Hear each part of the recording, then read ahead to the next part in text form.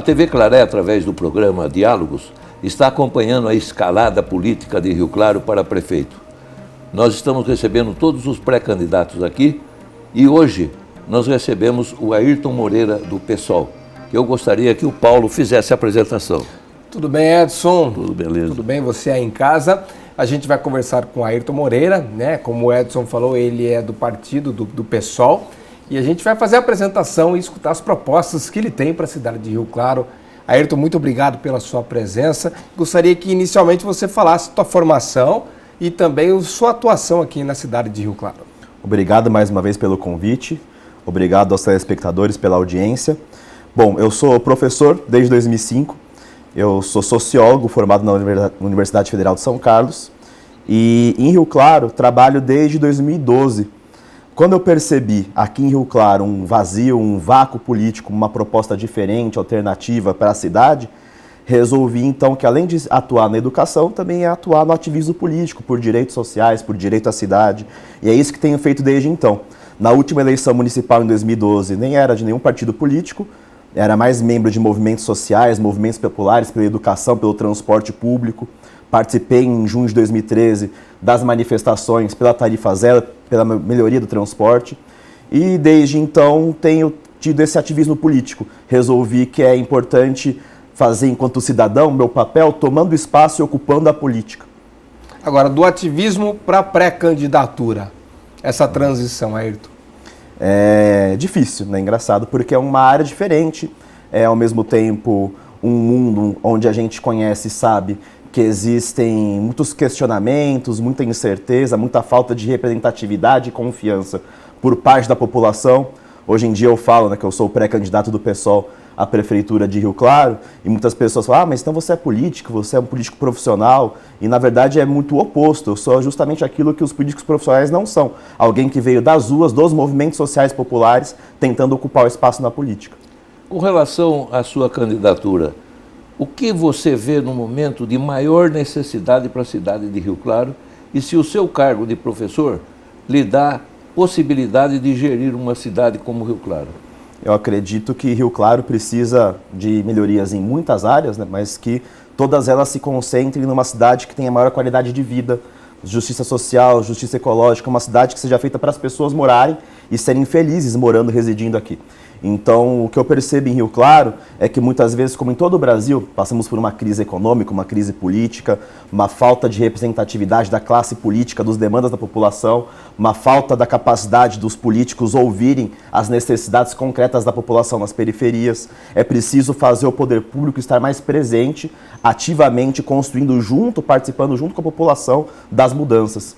E tanto nas áreas de serviços públicos, saúde, educação, moradia, questão ambiental, nós precisamos de avanços, ao mesmo tempo que a gestão então tem que ser mais democrática, mais participativa, construindo assim, de fato com a população um outro projeto de cidade. Como? Qual que é o melhor caminho? Porque você até comentou, estar mais próximo da população. A população tem essa dificuldade, a gente sabe que muitas vezes as pessoas têm esse distanciamento natural do seu candidato. E quando procuram o candidato, no caso já o seu representante eleito, muitas vezes é para solicitar particularidades. A gente sabe que existe essa esfera do escambo, infelizmente, na política e nos seus representados. Como buscar essa proximidade com a população, fazendo ela entender que ela precisa de uma demanda geral? Bom, nós desde o princípio, na pré-campanha e ao mesmo tempo, mesmo antes de pensar em eleição, nós temos debatido junto com a população quais ideias e propostas ela tem para mudar a cidade. Ao invés de sair da cabeça de técnicos, de políticos profissionais, nós queremos ouvir a população, o modo como ela própria pensa a cidade e a política. Esse projeto é o projeto que chama Se Rio Claro Fosse Nossa.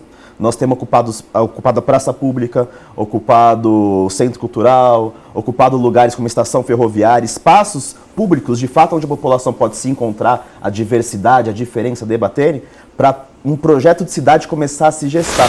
Então, se Rio Claro Fosse Nossa, tem temas como educação, saúde, ambiente, direito animal, direito ambiental, a questão de como tratar o funcionalismo público, a mobilidade urbana, encontros nos bairros, se o Cervezão fosse nosso, se o Mempeta fosse nosso, se o Terra Nova fosse nosso, se o Bom Sucesso fosse nosso. Então, a gente tem feito encontros com a população para, desde já, a gente pensar o que a população quer para 2016. E mais do que 2016, o Se Rio Claro fosse nossa, ele vai continuar presente em 2017, 2018, como uma forma de fiscalizar o poder público e fazer com que aquilo que a população quer, que ela debateu e que ela quer para a sua cidade, para o seu bairro, seja de fato aplicado. No momento, nós estamos atravessando o país uma crise sociopolítica e econômica. Você acha que com o resultado que dê, seja ele qual for, as cidades do interior, no caso específico, Rio Claro, pode sofrer alguma represália, algum prejuízo, corte de verbas ou alguma coisa que leve a cidade ao desespero? Eu acredito que a crise política e econômica nacional já tem afetado a vida das cidades. Recentemente, inclusive hoje, saiu uma notícia na Folha de São Paulo afirmando que, enquanto a crise econômica tem avançado, os mais pobres têm perdido renda e a desigualdade social tem aumentado. Então é de fato muito importante a gente enfrentar a crise econômica, inclusive com políticas municipais que impeçam coisas como essa de acontecer. Que os mais necessitados, inclusive, sofram as consequências da crise e a população em geral. Agora, é muito ruim a gente perceber como foi, acho que o pior do que aconteceu no cenário nacional foi quando partidos e legendas em específico começaram a pensar muito mais no seu feudinho, nos seus interesses, do que tentar concretizar um projeto de país e um projeto de cidade, como a gente vai ver nas eleições de 2016. A gente impede isso privilegiando medidas e políticas públicas que sejam feitas, então, pensando no local e na população, e não, então, em conchavos políticos. Relacionando isso com a antiga resposta, inclusive, como a gente enfrenta a questão da crise política e econômica juntamente com a participação popular, né, nós acreditamos que secretários e secretárias têm que ser eleitos pela população. Inclusive, quando a gente vai pensar no funcionalismo público, os funcionários e funcionárias têm que ser valorizados e é preciso que exista mobilidade para o funcionalismo público ocupar os cargos de confiança, os cargos comissionados, e não que esses cargos sejam indicados por conchavos políticos partidários. Acho que o que faz a população ter cada vez mais distanciamento da política é perceber que os bastidores, coisas que a população não controla e não são transparentes, regulam o processo político.